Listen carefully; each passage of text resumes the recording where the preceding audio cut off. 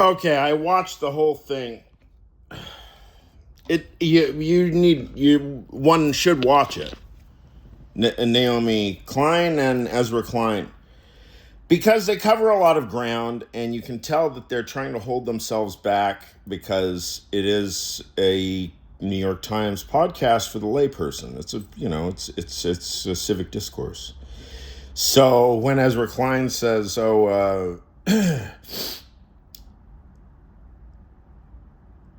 Trump's quantum superposition is really starting to cohere, they should have just talked about that for the next 15 minutes. So they're slinging a lot of fancy jargon. He should have just said, the coherence of a quantum superposition just means that the wave function collapsed to an actual reality. So it moves from possibility space, or what I call David Lewis space, Leibniz space, to actual reality. Concrete, material, in front of you.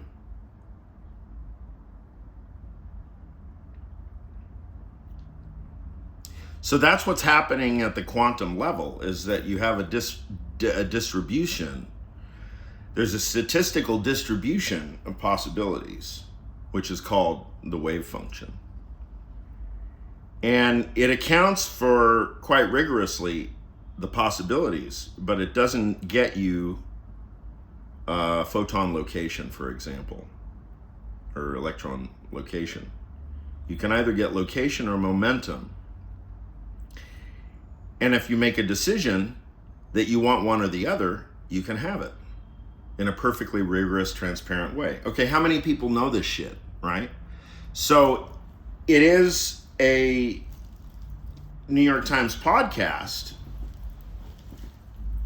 but fancy pantses are using jargon and then not explaining it, just because they get the opportunity to, show off their vocabulary? If you use a word, make sure your interlocutor knows the word. Please. Woke liberal bullshit.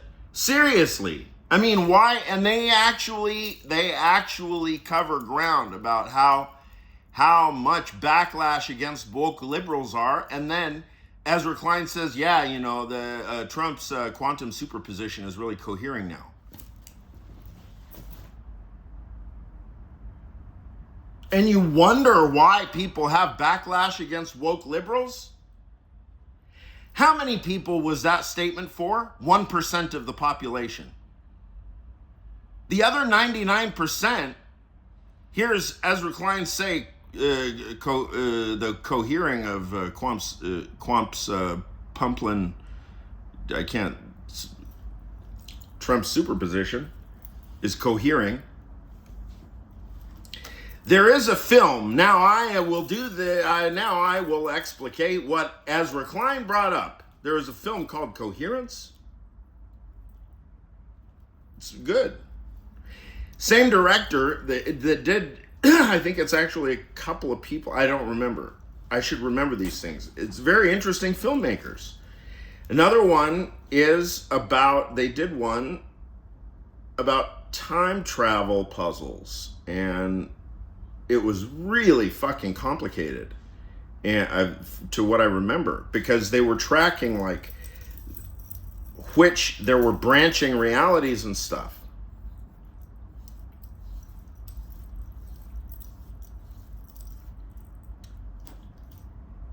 I might remember the name of that film by the end of my talking here. What is good is that it was a stimulating talk. I mean, it was more stimulating, of course. I mean, everything they're talking about, of course. I mean, to me, I keep trying to tell them, come on, pick up the pace, of course. But if you pick up the pace, in other words, if we're really going to start talking about whether or not it's A versus the mirror world, is it a mirror world or the mirror world?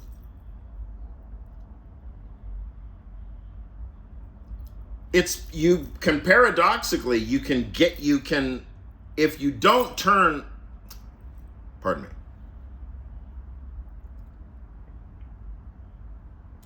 Let's suppose that Ezra Klein actually had open parentheses and then discussed quantum superposition and quantum coherence, or collapse of the wave function, whatever the terminology, with Melanie Klein. What would have happened? Well, probably somebody in a superior position to Ezra Klein would have called him out on it at the New York Times and say, look, were you talking about doubling and the mirror thesis of NAOMI, or now I'm slipping, I'm saying Melanie, it's Naomi Klein? Or was it a podcast about physics? And they'd have him, they'd push him in line if he had done a 15 discussion about physics, since he used the term cohering of the whatever he said.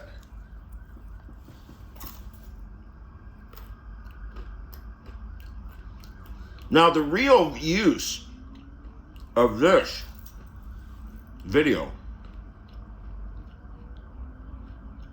is another matter, still related to the conversation about clients.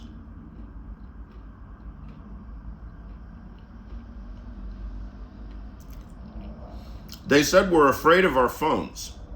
And I thought, oh, my ears perked up.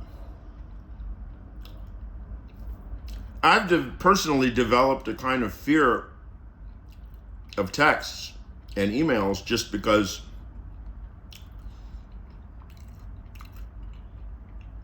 in my case, I know so many people that if I represent myself as reachable by text or email, or indeed anything other than a phone call, my life literally will be destroyed by email and text.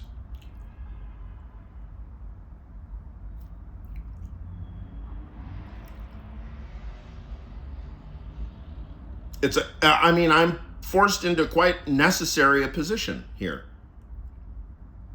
because I have a number of, interests, and these interests have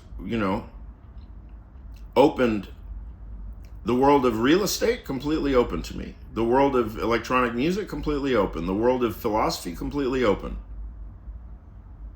Hundreds and hundreds of people we're talking about. That's not even my ordinary everyday life. Because if we're talking about emails from like utility bills or like personally related stuff, whatever, legal stuff, it's a needle in a haystack, but much worse. Much worse. It'd be much easier to find a needle in a haystack because you can be systematic about it. That actually would not be hard compared to running your life based on email or text. So when I say I'm afraid of my phone, that's what I mean. And I thought maybe they were going to start talking about the death of email, but instead they started talking about privacy concerns. And that there's profiles, and that because of Kash Patel and this and that. We're long past that, people. I was talking about this, I'm on record talking about this over a year ago.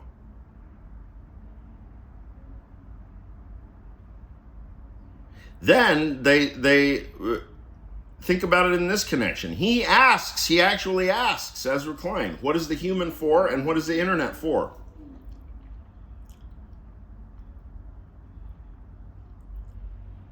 Okay, if we take on board that we are going to be using the internet forever, and that we'll never know what it's for, and that we're going to be human. We've been human for however long we've been, right? So whatever that natural phenomenon is that we represent as a procession of biological generations through Darwinian time, right?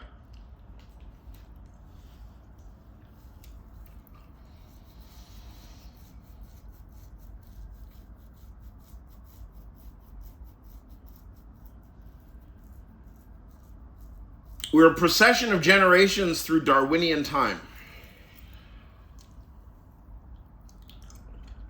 Ezra KLEINE.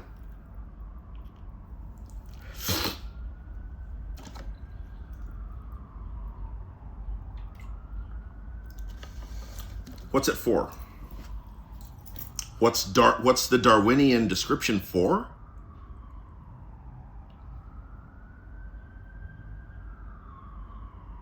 That kind of talk does not fit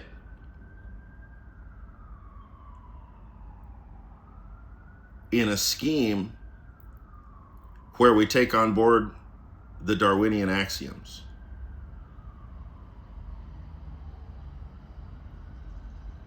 What is individual liberty? Is it knowing what you're for or not knowing what you're for?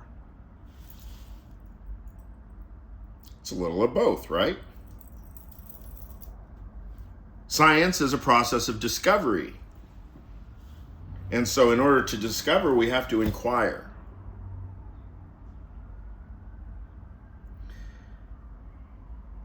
Privacy, huh? If we're going to ask what the internet is for, and we find that a profound question, but we also are perfectly well able to take on board the plausibility that we need the internet. Compare that shit to me, myself. What am I for? What is this YouTube channel for? I have demonstrated, and you can take this to the bank, I'm pretty sure, 99% sure. My discourse, but the whole package, this shit, the philosophy, the politics, the sex, what is this? Am I such an exceptional person? No. All that's happening here is I'm a person who has interests, and by various accidents, I can talk about it in a coherent way that maybe it would be a contribution to information or truth or history or society. Who knows what is useful to who? We have no idea. Because the more people that discover my videos, the more different people will find them useful for various reasons. And especially once the academics start finding it, they're going to have a field day. You can't profile me. There's no such thing as a profile of Dimitri Fergatis.